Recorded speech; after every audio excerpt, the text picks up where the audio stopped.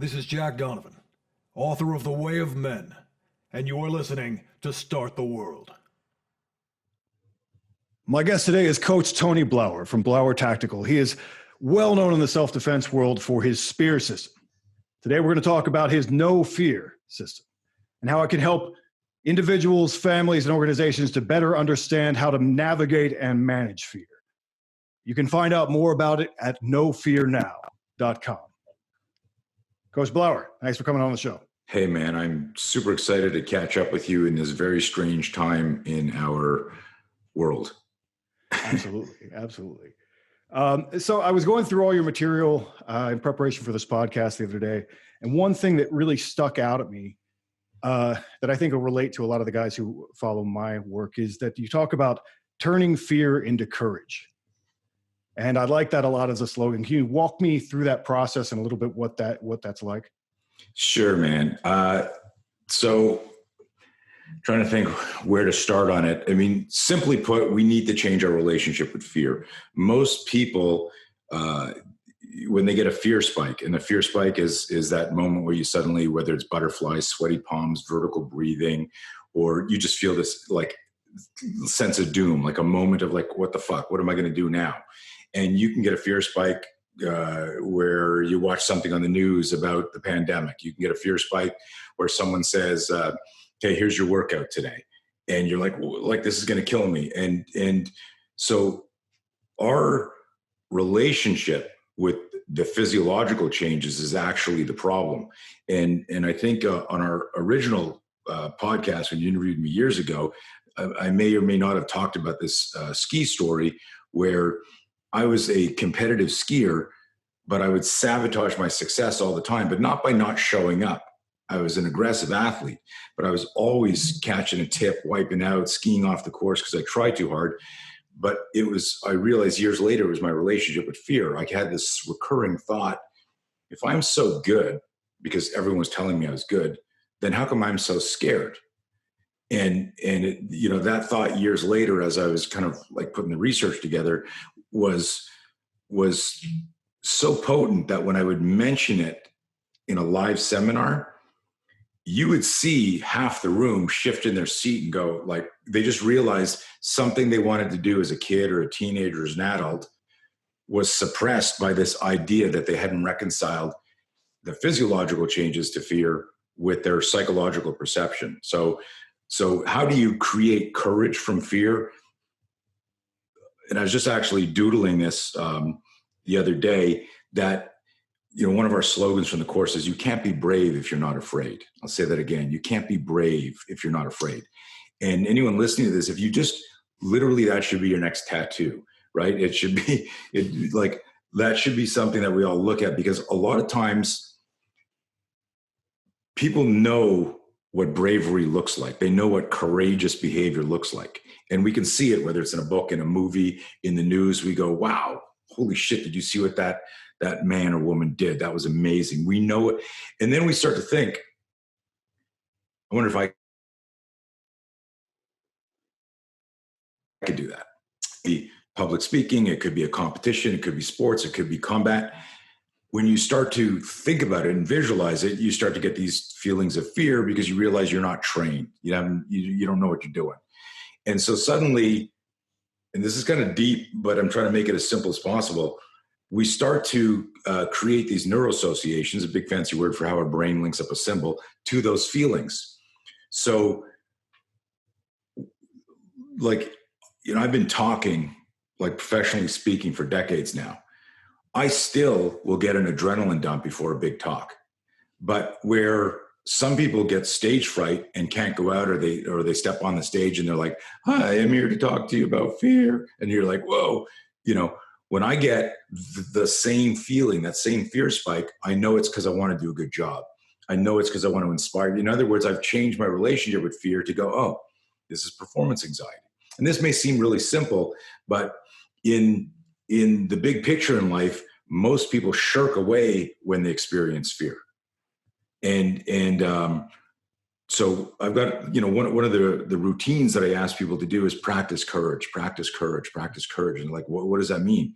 Well, it means that every time you get a fear spike, and it could be should I answer this email? Should I tell this to my spouse? Should I confront my kids? And how do I find the confidence?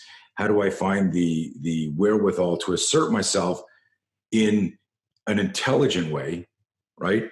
And so I feel like I'm rambling here, but interrupt me at any point and stop me and chop me with a little. You're doing good. It's like people go, well, how do I change my relationship with fear? I go, well, you get a little fear spike every day. Mm-hmm. Like, no, I don't. Yeah, you do. Like yesterday, you were on your way to a meeting and you realized you were going to be late, and now you're embarrassed because you'll be late, and so you started speeding and driving reckless.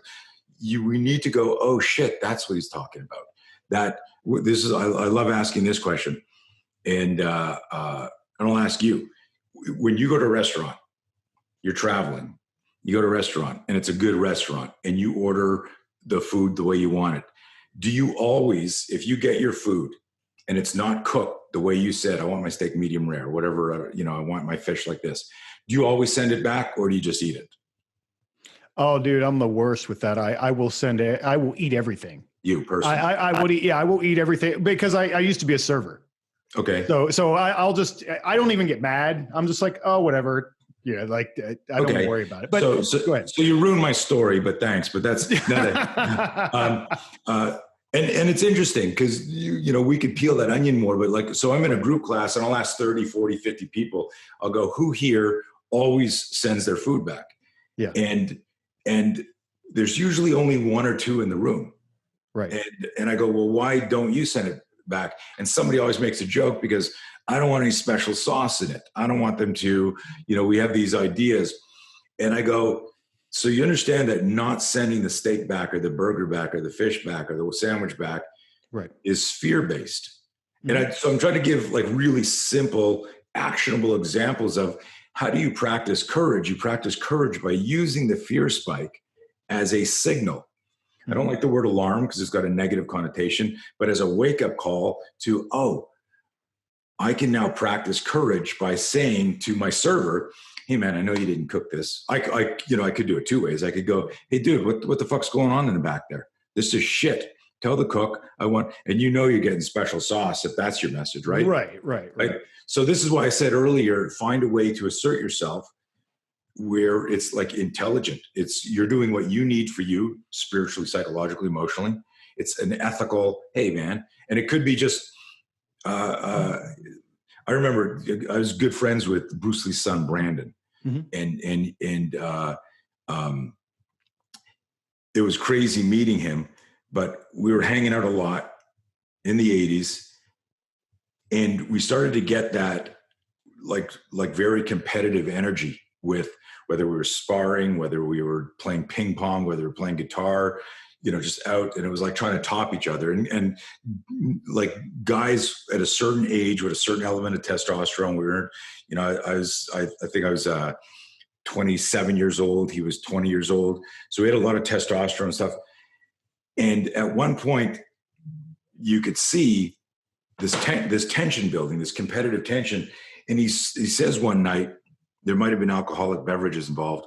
He looks at me and he says, hey,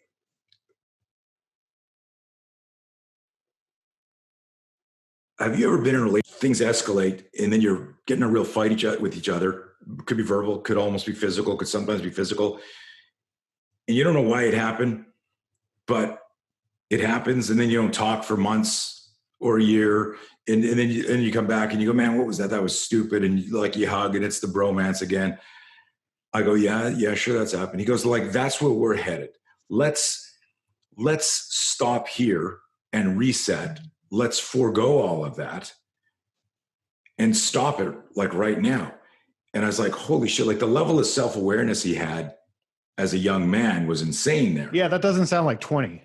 Right. but Brandon was very deep like that. Mm-hmm. And I guess, what I'm talking about here, what I want to bring up is that our situational awareness is connected to our self-awareness. Mm-hmm. And self-awareness is required for critical thinking. And critical thinking is the only way you change your relationship with fear. And it's all interconnected, so, when someone looks at me and they go, yeah, but like that slogan's cool. You know, if you can't be brave if you're not afraid, but how do I change my relationship with fear? And I go, well, like it's for some people, it's a light switch where, you know, they've been working on it without realizing they're working on it. And then you can hear a slogan. I'm sure you're a great writer. I'm sure like in studying other writers, like you'll read something and you'll go, oh my God. And like, it's almost like, you know, someone just cracked your neck and you see it. And that, so sometimes people will hear something with respect to the fear. I studied fear for 40 years through self-defense, through martial arts. And I had, back in the 80s, it was almost like a fight club before Fight Club. We'd get together once a month. We'd put on Kyokushinkai helmets and Taekwondo chest guards and hockey gauntlets. I grew up in Canada, you know, hockey gauntlets. And we would beat the living shit out of each other. This is in the VHS days. But we did it in a very intuitive, intelligent way. It was, we're going to do scenarios. We weren't just going to stand square off and spar. You know, we did that in the ring, but the scenarios was pretend you're getting in your car, pretend you're at a, you know, at a club and someone bumps into you. And we do these scenarios. And I noticed two things, man. Mm-hmm. And people would sign up for these things, a street fighter, wrestler, judo, boxer, all these different guys from around Montreal would come in. And I noticed that when the scenarios were done right, that everybody flinched when they were first attacked. Everyone, hands came up. And then the boxer would start throwing punches and the Taekwondo guy would push the guy back and try to kick. And the grappler would cover and then go under. You could see the myelinization of neurotransmitters and the neuroscience. There's this thing as muscle memory, and I always throw that in there because there's really not legit muscle memory the way people think. But you could see their unconscious bias based on how they studied. But as an intuitive researcher, I'd step back and I go, wow. And I started noticing that everybody, their hands came up to cover their head to push away danger. Right. And then I also noticed something else that's significant. And I'm going to tie this back to the study of fear and the neuroscience of fear in a second. There were people there that were very experienced fighters who quit. Right. So they're there like this going, you know, they're in their scenario, they're talking, boom, a punch comes in, they cover, and then they're being swarmed by one or two role players, and they go to the ground and cover, and they metaphorically tap, like they're in the fetal position on the ground. Okay, I give up. And other people who had less training sometimes kept fighting, and it was ugly and looked like shit, but they stayed in the fight. And so there were two things that I noticed. When it's stimulus is introduced too quickly, experience, your reptilian brain, your survival reflex hijacked executive function. Executive function is your theoretical self that says, I go, dude, what are you going to do if this happens? And you're out and you go, well, that's okay. You know, I'll take the guy down. I'll choke him out. You know, I'll step back. I'll hit him with a liver shot, or I'll diffuse it. We have a theoretical idea of how we're going to handle our confrontations. Right. And so I noticed if a stimulus gets introduced too quickly, it didn't matter what you thought you were going to do. Your survival system, and this is the coolest thing. I hope this is interesting to your listeners because I'm really in a rabbit hole right here, and I'm digging deeper. I can't get out. I'm stuck. But I love this shit, man. I love this shit. Is it didn't matter what your complex motor skill toolbox was. And this comes back to 15 minutes ago. I said your situational awareness is intrinsically connected to and informed by your self-awareness. And so in that moment, this experienced fighter who said earlier, well, if a guy was up here and he did that, I would just block and I would do this. Now he's covering his head and turning his back. He's in a full primal flinch. It's because his self-awareness, right, was hijacked and ambushed, and his situational awareness was compromised. And so what was left to do is the body as a human weapon system said, cover the command center. Make sure that your brain, your breathing apparatus, and all of this part here is covered. That's why you see people when they're getting the shit kicked out of them are covering their head. Even if they're getting kicked in the back or the stomach, they're not trying to block that. They're covering their head. That's the override. But here's the most exciting, and that's how I built the spear system, startle flinch, weaponizing the startle flinch. But the most important thing that I discovered from that, and I only made this realization like years later, was that how is it that here's a guy who's been training for 10 years, and when he got ambushed emotionally, psychologically, physically, quit in a scenario training exercise where he wasn't in real danger, right? We had gear on and we weren't trying to kill each other. And then here's some woman or some guy who's had no training, but they showed up to these seminars. We call them the panic attack seminar, aptly named. And in the 80s, you could say stuff without, having somebody shame you for saying panic. I wasn't making fun of anxiety. It was the 80s. It was, and we call it, interestingly, like, I would just say, hey, we're going to do some scenario training. And then I noticed everyone panicking. So I started calling it the panic attack seminar. And it was that challenge. It was like, try not to panic. And the panic was like running away from the fight. And, but here's the most important thing I noticed. The people who manage their fear managed to fight. I'll say that again. The people who managed their fear managed to fight. So there was like, a female student, I remember once, who I was her role player. And it was interesting because we would all switch and be bad guys and good guys. And it was interesting to explore, and this became part of our training protocol, is that when you take on the behavior of the attacker and you start to see what it looks like, you start to understand the psychology of this manipulation. It was very bizarre, cathartic and eye-opening, because this gave birth to so much insight into what do bad guys really want and how would you intercept it at a psychological level. How would you devalue yourself in a confrontation? Very interesting. But again, how big is this? How deep is this rabbit hole? But I remember this one girl, I was her role player, and she started to panic. And I'm on top of her, arms pinned, and she has completely stopped fighting. Now she's paid for this seminar. I'm her coach. And I could say she's got a helmet on, and I could see that she's stopped breathing. She's like, and I'm not clinically stopped breathing, folks, but she's like hyperventilating. And of course, she's feeling claustrophobic. She's got a plexiglass mask on. Yeah. Now, what I could do, I could jump out of roll, and I could say to her, okay, get your mask off, get some air. You okay? We're doing a couple of evolutions. You'll get in on the next one. Say to one of my assistants, hey, get her some air outside. You're fine. But I was like, if she quits now, she might quit in the street. She might quit in a real rape, in a real attempted murder, someone dragging her to a secondary crime scene, whatever. And my intuition said, stay with this. And I looked at her and I got her pinned. And I said to her, I said, look, I growled, look at me.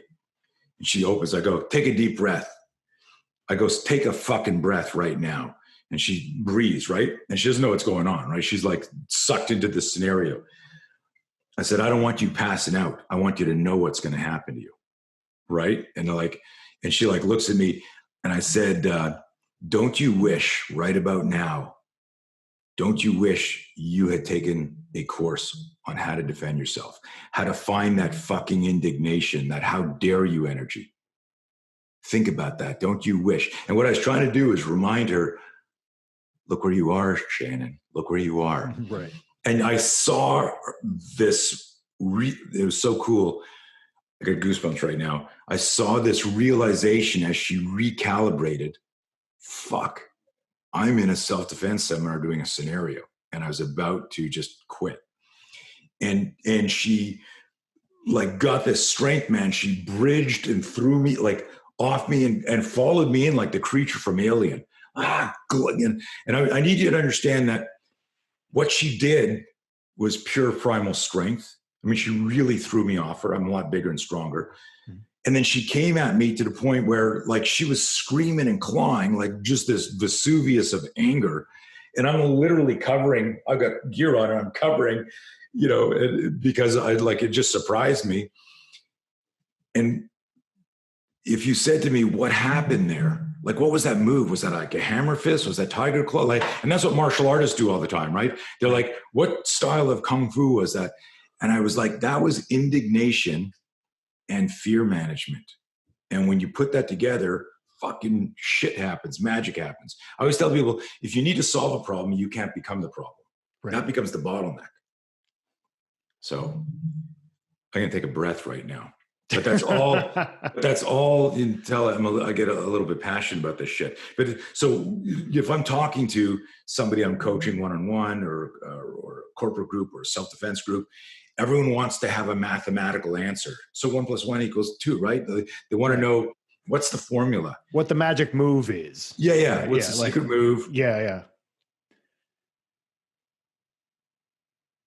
And it's mental. All movement is mental. That the mind navigates the body. That if you can't realize, we tell people like doubt becomes hesitation. Hesitation becomes procrastination or fixation. Fixation, unchecked, becomes non-clinical anxiety. Mm-hmm. Right? Have you ever had writer's block? Probably not, but have you ever? Yes. Okay. Oh yeah. Yeah, totally. Yeah. Okay. So like for you, like if you knew me back then and you called me up and you went, man, I can't seem to write. We would peel that onion and you would realize I've got some weird fear that book or this next, and I'm making up shit because we've never talked about it.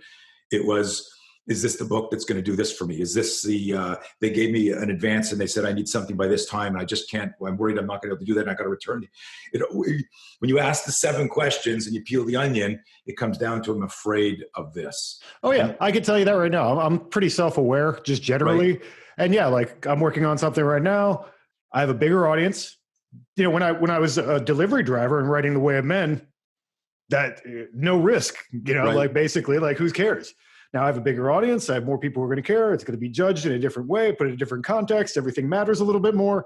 Yeah, obviously. Everything's exactly what you're saying. And so your self-awareness allows you to recalibrate faster. And that's the whole thing with this. When you're lost without a map, you might drive around in circles and run out of gas. There's lots of classic military stories of people during selection who didn't make it, and they didn't realize they were 100 yards from the end zone where they had to cross some like line, but they gave up. They sat down by a tree or a rock and said, I'm lost, not realizing that on the other side of the mountain, who knows if some of these are like, folklore or whatever, but there's like stories of guys who like died on this land nav course because they couldn't manage their fear, because they quit. So the idea here, the metaphor, is that if you have a map of it, you can still navigate it. And I break it down into, there's a fear loop where, I'll show, actually I have a graph of it here, and I'll get your audience this graphic, but just to show the people, who are watching this on YouTube, the red is the fear loop, and that means I've stopped. That's what I call the holy shit zone. The yellow is the duress path, and that's where I'm going to do it. I have a plan, but I'm super uncomfortable. And the green is the proverbial flow state, what everyone talks about. I want to throw in something here about flow state. Okay, a lot of times when you read these books, they're studying a Navy SEAL, or they're studying some extreme athlete or whatever. I look at that and I'm fascinated by it, but at the same time I go, that's an outlier. Like that person was going to be a world champion without your coaching or without your book. And so we can learn stuff from them, and we can even maybe mirror some of the rituals and achieve some of the results. But the reality is, studying an outlier only sheds a certain amount of light. If you're a normal person, it's just, what is grit? What is resilience? How do I manage my fear? And so I realized that most of the time, it's a dance between a fear spike, a duress path, and this is good. And so if we go back to this, where a more advanced visual of this, which I'm not sharing now because we haven't created it, but I discuss it. And I'll use your writing as an example now. Your audience has gotten bigger. You're writing a bigger book. You got a great idea. And you go, like, your scenario is, I'm going to write a book. Let's go. And then, someone goes, okay, like, when do you think you'll have it to me by? When can I get like 3 chapters?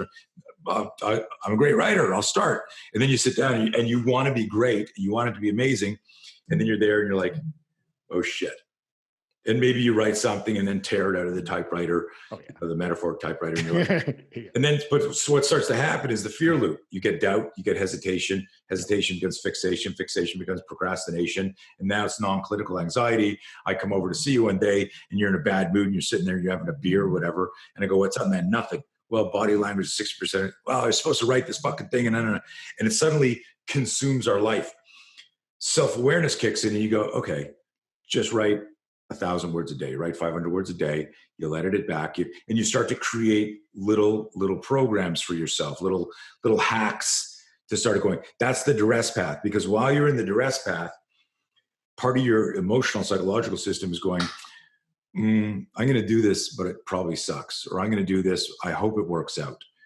And that's not the flow state we want. And then occasionally, continuing with the writing metaphor, is all of a sudden you sit there and you have that eureka moment where you get an idea. You just start riffing, and next thing you know, you're writing for like an hour or 2 hours. That's the good stuff. Right. Yeah. Right. And that's green, where you went into flow. Right. Now, what I tell people is, like, that could be parenting. That could be self-defense, right? In a moment in self-defense where you're like, oh shit, oh my God, I think I'm about to get attacked. Fear spike. Okay, what should I do? You're looking for an exit. You're looking for an improvised weapon. Oh, I'm so scared. And you go, okay, man, like, try to diffuse it. Hey, man, I don't want trouble. This is a duress path. You're trying to talk somebody down. All of a sudden, boom, a shot comes in. You cover. You're in the fight. You throw the person against the wall, and you reflexively, in panic, you fire a punch, and it hits them, and they're a paper tiger. And you're like you can feel that they're now shirking from it. They didn't realize you're going to fight back. And in that moment, you realize, I can defend myself. And you nail them a couple of shots. So we went from red to yellow to green. We went from fear spike, holy shit zone, to, oh no, I don't believe this is happening. Denial, but process, plan, and then execution. So it's interesting because I reverse engineered this, just observing real violence and real fights. But the biggest thing, and coming back to that expression, those people who manage their fear manage to fight. It wasn't about their style or their technique or their experience. It was that combination of, and I love the word indignation, because it's a special type of anger, especially when you're, I've been doing a ton of talks because of COVID-19 and the pandemic and all of that. Right. Where I tell people, like this is emotional and psychological violence. The attacks are fake news. The attacks are other people's opinions, but the bigger attack is internally. And I love the acronym. We use the acronym false expectations appearing real, FEAR, false expectations appearing real. That's when we're visualizing a future event where we've lost. It's our pain, it's our destruction, it's our demise. We're visualizing a future event that's immobilizing us in the present.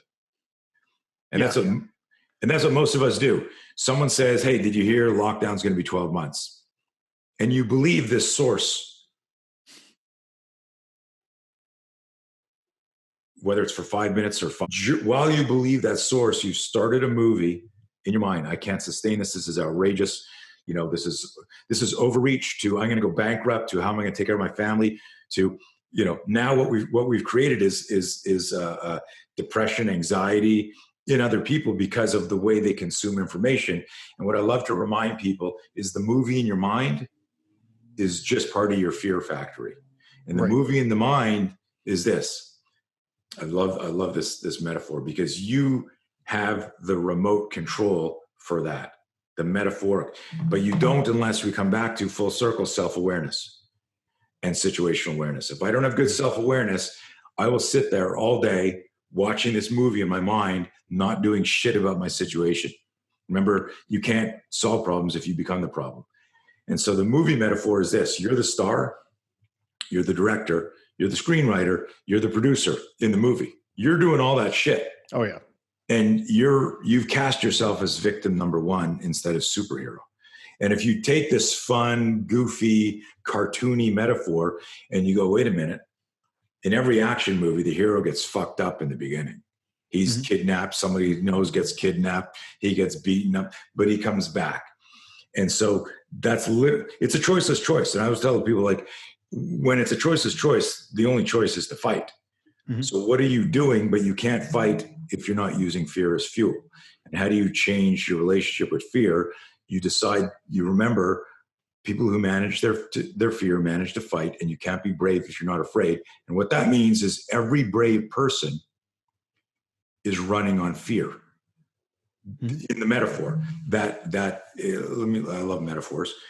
If your body is your vehicle and your mind, how you're going to figure out shit, is your GPS, your map, how you're going to navigate, then how does your body and your mind run? Well, when we're in danger of losing our business or losing our family or losing our mind, what are we running on? We're running on fucking fuel, right? And so what if we changed and we said, and I love this play on words, you always see you say, hey, you got to be fearless. And I go, but what if you're using fear as a fuel? Then you want to be fearful. I want to be full of fear if I can consume my fear. And if I can say to myself, I don't want fear as my backseat driver. I want fear as my co-pilot here. And I don't want the fear in the back of my head going, you're going too slow, you're going too fast, you're going to miss the light, you're going to miss your turn, you're a shitty driver, right? Like a backseat driver. Right. I want fear beside me going, we got a full tank, let's fucking go. Because what starts to happen is when you commit to it, you go into that flow state. Now you're in the green, you're not even thinking about fear. Gavin de Becker in his book, Gift of Fear, said fear is what you feel before the event. It's the static you feel before the event. And you know this, like you could be, you got writer's block, and you're like, fuck, shit. And then all of a sudden you get an idea. And in that moment, you went from the fear loop right into fucking 90 miles an hour, fucking typing like a madman. Mm-hmm. And it's the same thing with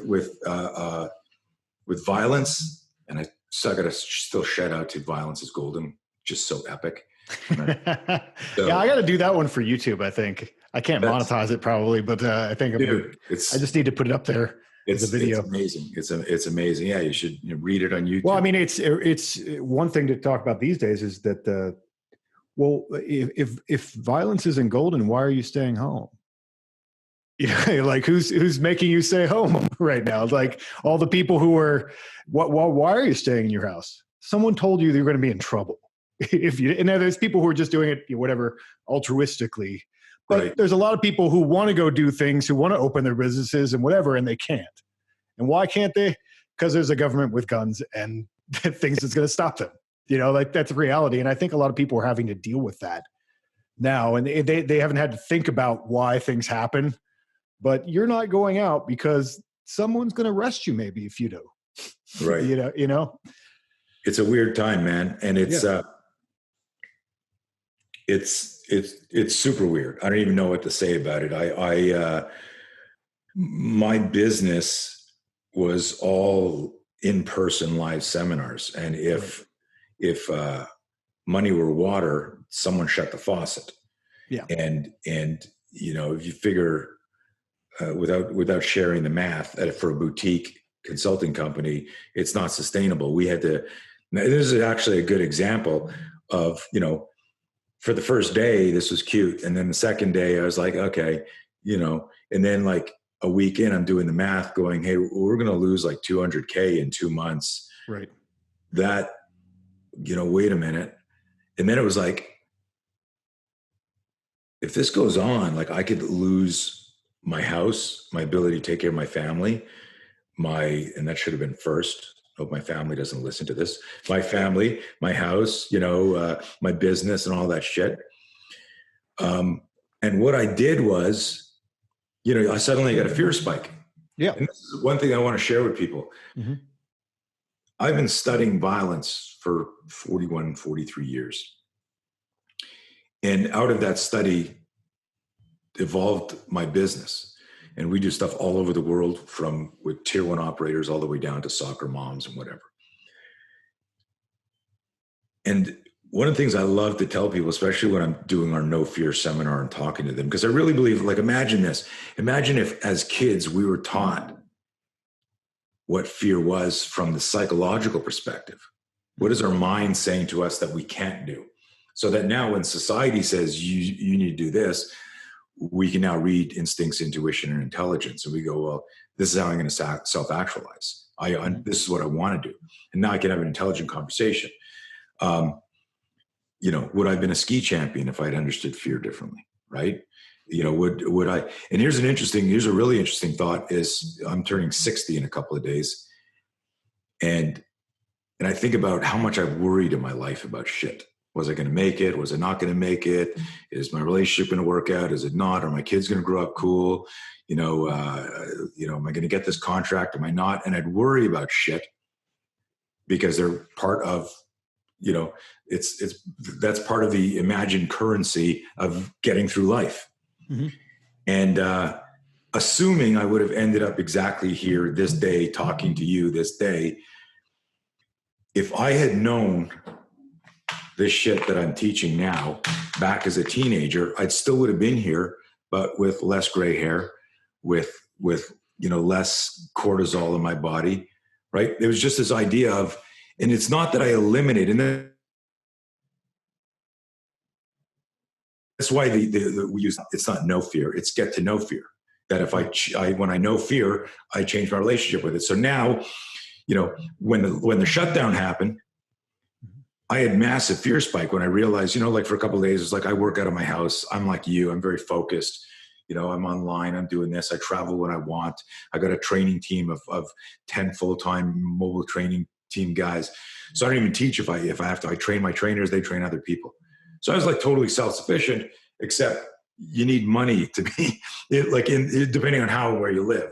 Right. And so I went into a massive fear spike, and I like sharing that. Not because I go, oh, that humanizes me. No, because you are never exempt from fear. It's one of the taxes of life. It's a legit tax. It's like you're going to get the fear spike when anytime something in life is introduced to you that's outside your comfort zone. You don't know about it. It's normal at a physiological level. If you see some weird animal looking at you in the woods, you're going to get a fear spike. If you get a weird email from some unknown government agency that says whatever it says, and you're going, is this real? Well, your brain is processing, and that's just hundreds of thousands of your DNA. Oh, yeah. I get a fear spike every time I get a letter from the IRS. Right? Oh, it's true. You do. You're like, is this the one? Right. You know?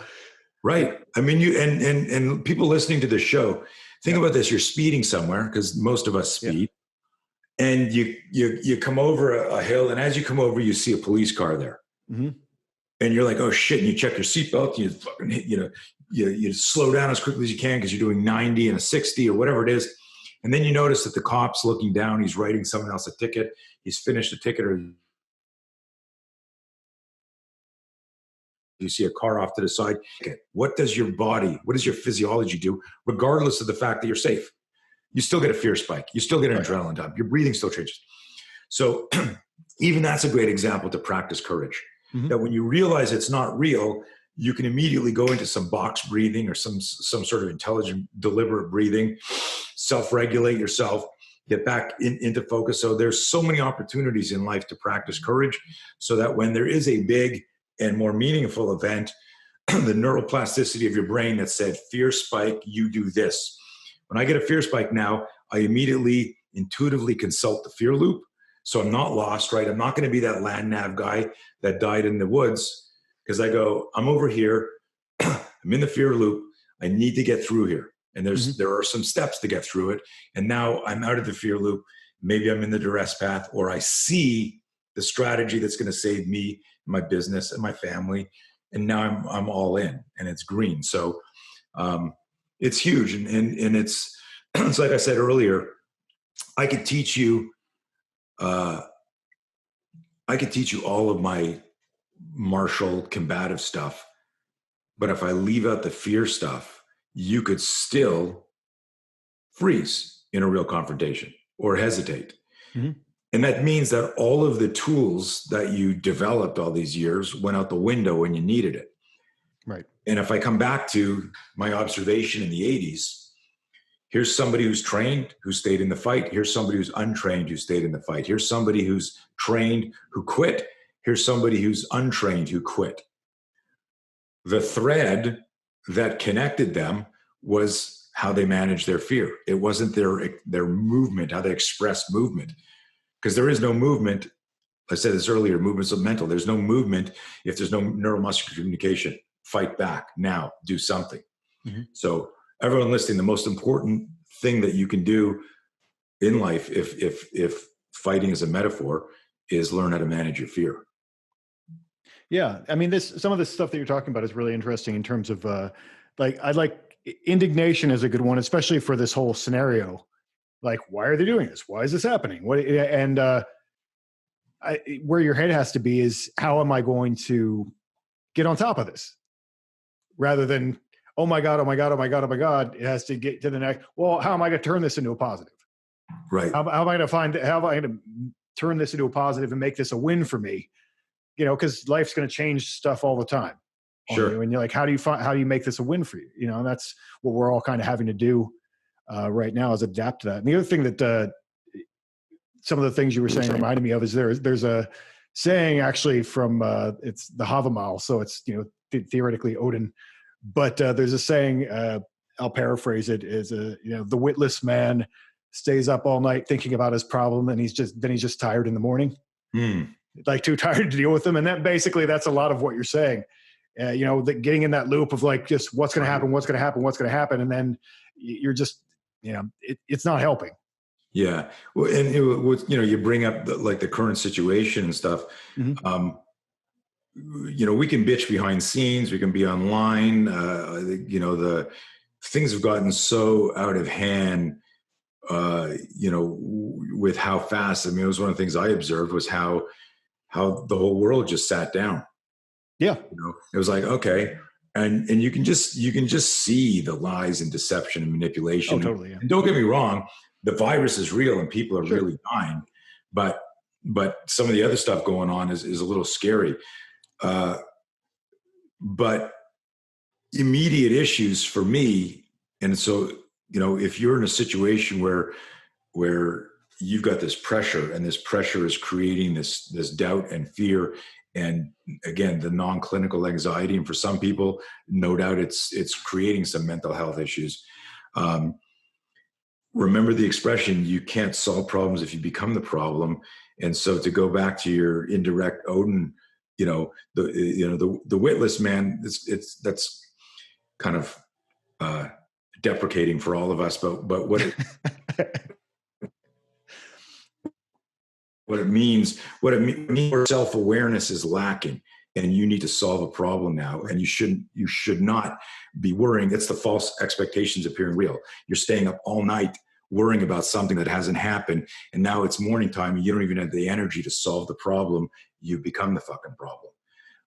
It's a beautiful, I love the expression, but I know, you're not your audience, but other people might listen to it if I share it. And we've got a lot of snowflakes out there who will go, did they just call me witless?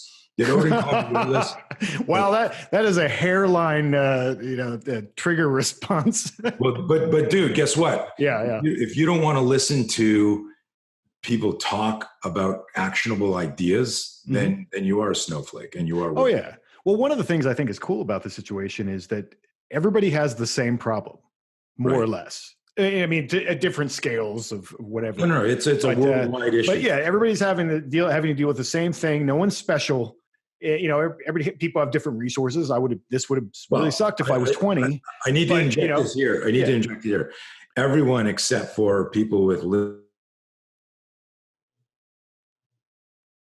and armed security. Well, the rest of us are in the same boat. Other people don't have it. But that was just a little dig at totally. But I mean, what it is happening is that they're having a real problem instead of all these imaginary problems. Like you called me witless, like that. That's not a real problem. Right. Not knowing if you're going to be able to get paid for the next 2 months is a real problem. Right. They're having real problems. And I'm hoping that turns their sensitivity dial down a little bit. I mean, that's the best thing that could really come out of all of this, I think. Yeah. But listen, man, you brought up a good point. So I, in the first week of this, went, holy shit, I could lose everything. Yeah. And I went in the fear loop. And And then I said, well, I'm going to be no use to myself if I become the problem. And so I met with my close circle team, and we just started talking. And one of my trainers said, well, why don't we do some online training and come up with a new course? And then that turned into a garage gym program that I set up. I haven't taught in 20 years other than my trainers. And we have within a week, we had 2 new websites, 3 new programs. And what emerged out of this was, and this is very important, we weren't making money, but we were so busy trying to solve problems that we were positive energy, moving forward, working 7 days a week. And that energy is contagious. And I wrote this online. I don't know if you saw it, but that fear is contagious, but so is courage. Mm-hmm. And just choose the courage. And so we could have sat there waiting for a government bailout, right? Or we said, okay, we got to get busy because we've got to be self-sufficient, and we started doing this. And the serendipity of it is at 2 weeks afterwards, I said to everybody, you guys all did a fucking amazing job. I was so proud of my team. But I said to them, we should have been doing this before the pandemic. The stuff that emerged from the pressure of finding a way to be resourceful was stuff we realized. And so if the pandemic got like on May 1st, the world said, okay, hey, we made a mistake about the numbers, and okay, move back in here and get going. We're still going to continue with all the programs, and so if you all take a little inspiration from that, allow the pressure to reveal some creative diamond opportunity, because that's what pressure does. So yeah, absolutely. I mean, it puts you under a situation where you have to think creatively, because you can follow the same patterns if everything's working, right? But if you have to start problem solving, then things are new, and just it's a bit of a good thing to reevaluate things that are fat that needs to be trimmed. Mm-hmm. I mean, I had 4 gym memberships, and because I don't like working out at home, but I have a whole home gym. I'm like, well, this is stupid. Why do I have 4 gym memberships? I can fix that. I'll just, this is what I should be doing anyway, that kind of thing. So yeah, it just makes you reevaluate things, and, pressure is good. You come out with good solutions. Yeah. But it's the same thing as like fear. The word fear is a stigma. I keep going back and forth with marketing people. Mm-hmm. They go, well, fear doesn't sell you. Should I go? But like, that's the thing, is like I need people to realize that fear is fuel. And so there are people that go like, I don't like this pressure. And you go, well, you look at your physique right now. Like, I don't know if you're in the best shape of your life, but, or if you're photoshopped right now, but that was May of 2 years ago, but I'm all right. But you're still in great shape. Yeah. But you couldn't have built that without pressure, the pressure of weights. Yeah. The pressure of, I'm going to run this hard or drag this sled or push this or pull this. So if when you reframe the word pressure, you change your relationship with pressure. When you reframe the word fear, you change your relationship with fear. When you change your relationship with fear, you change your mind. When you change your mind, you can change your life. Excellent. So basically, I think the takeaway for people is that, to look for that fear response, and then what? Basically, like, then reprogram yourself, start thinking about what you can do instead. Yeah. So you don't need to look for the fear response, because it just appears. That's the well, to recognize it. I mean, yeah, to recognize it. So what I want people to do is, like, so everything is a scenario. That's how our program works. So let me run you through the steps. You're in a scenario. You're going, you know what? This isn't so bad. I got a little rhythm here, and then you get introduced to some new information, and it creates a moment of doubt where you get this fear spike. You're like, oh shit, that's gonna suck. And this could be literally, like I said earlier when we started, the workout your buddy sent you, and you're going, I can't get through this. to something you hear on the news from the media about stuff, to you're in a relationship where it's like, hey, this kind of sucked when we weren't quarantined, and now this is really sucking, right? So I'm using something negative there. And the more you fixate on the negative, the doubt becomes hesitation, becomes fixation, becomes anxiety. And that's this like a pejorative anger, an anger that you can't use. Indignation is a positive anger, right? Mm-hmm. So indignation is a how fucking dare you, right? Well, it's you're familiar with the word thumos? No. Oh, it's the Greek concept of Plato talked about it. Basically, it's they translate it as high spiritedness. Okay. Which you basically like the warrior class. Basically, that's one of their characteristics. Basically, is guys who are so angry for justice. That's the idea of it. It's thumos. It's kind of a positive. It can be negative, obviously, if you can manipulate those guys to do whatever you want. Right. But thumos is definitely. How's it spelled? Do you know? Well, yeah, you could. It's THUMOS. And then sometimes the U is a Y. Depends. It's interesting because that's like metaphors. Yeah. But I wonder if a thermos is origin from that. As I was thinking that we're off, that something that maintains your heat. The thermos. Maybe. I wonder. Interesting, right? That's what popped in my head. Is like because if it's a positive thing, is how do I maintain my fire, my energy for this? Interesting. Yeah. I'll send it to you. Yeah. Cool. Yeah, that's cool. So the trick is, folks, it's super simple. You get a fear spike. So I've got another acronym that I use, and I know we can swear on this show because I've already sworn. But I got another shirt. I'll send it to you. Give me your address after. It's my fuck fear shirt. Okay. And fuck fear. Fuck stands for face it, understand it, control it, know it. Right. And so the acronym is, I get a fear spike, whatever it is, your IRS letter, phone call from a friend saying, hey, I'm in a lot of trouble and, I need this. And you're like, oh shit, I can't help. To physical fight, to the government saying, guess what? You're shut down for a year and nobody leave. And you're like, are you kidding? Whatever it is. When you get a fear spike, the fuck fear acronym is face it. That's accept it. Okay. I can't do anything about this. Understand it. That means I got to do my research. Is that cumulative, Google, consulting, introspection, meditation, invention. And now I need to understand it. And then the control it is interesting because it's like the thermos thing. I'm going to control what I've learned, or I now have to move through the duress path. I'm going to have to fight back, but I'm going for it. And that's what we talk about is the duress path.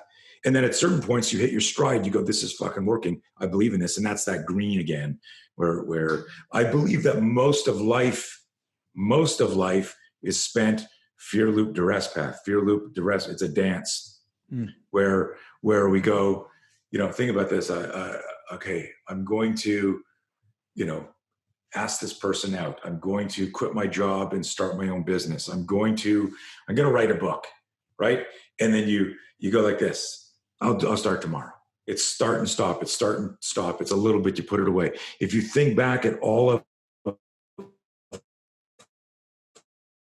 the stuff we do in life, when you have a map, you look at it, and this is the purpose of this, is when you have a map, you actually have a different level of accountability.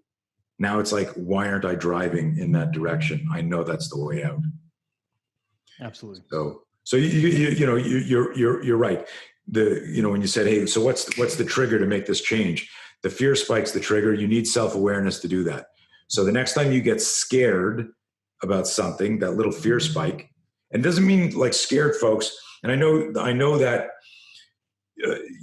your audience, my audience, military, law enforcement, CrossFitters, martial artists, we're type A, we're fucking driven entrepreneurs, getting after shit, building our bodies. We don't like this. Is the perfect time to remind people we have a stigma for fear. But if you didn't fear fear, how would you feel? If you didn't fear fear, what would you do? Right? Yeah, you'd have no oh shit moments in life. Right. Right. I mean, that's what that is, right? So yeah. So if you remind yourself, you know what? I don't have the most positive relationship with fear. It sucks. I don't like that feeling. So if you remember, and I love sharing this one, you can't be brave if you're not afraid. If somebody isn't afraid of skydiving and they're adrenaline junkie and they maybe even have a death wish and they fucking live on the edge, they're an outlier. Like it's no big deal to jump out of an airplane. But if somebody likes life and is afraid of heights and doesn't want to die and they jump out of an airplane, and I know both type of warriors. I know warriors that go, let's do this. And other people are going, okay, here we go. They're both professionals. They're both qualified, but somebody likes jumping out of the airplane. Somebody doesn't, but he does it anyhow. That second guy is managing fear. And that's the significant distinction. If there are things in life where you just you're that outlier and you can't understand why people aren't afraid to do certain things, good on you. The rest of us hate you. But real people are like, fuck, can I do this? Am I good enough? I'm fucking scared now. And you've just got to do it anyhow. There's things in life you need to do scared. Yeah. Well, it's good. It's good to assess risks and understand what they are. The person who just jumps out of everything maybe eventually splats. But yeah, it's good. But so anyway, we're probably gonna have to wrap up because I think you said you had a hard stop here. But where do you want me to send people? Well, we have a new website specifically for all of this now. No Fear Now, KNOW. KNOW is how we spell no. Fear, F-E-A-R, of course, and now.com. No Fear Now, and it's got everything that's available. Digital or virtual right now. So it's all in one. My main website, Blauer Spear, has 800 pages and you get lost in there and you'll be in the fear loop in that website. This one's super linear. It's hey, I can't get to a course. How do I study this stuff? Here's an online course. I want to do some training. We put together a 2-hour course called Essentials of Personal Safety, which is a live Zoom course, which is amazing. My team put that together. And then a couple other options there. So that's the easiest way, and all the access numbers and infos on that page. All right, man. Sounds good. Well, it was good to reconnect. Yeah, dude. Thank you so much. And definitely do something with Violence is Golden. I mean, I read that. And as soon as I read that, I emailed you and it was awesome. Awesome, man. Yeah, I'll definitely have to do that. All right. Thanks again. Okay. Be safe.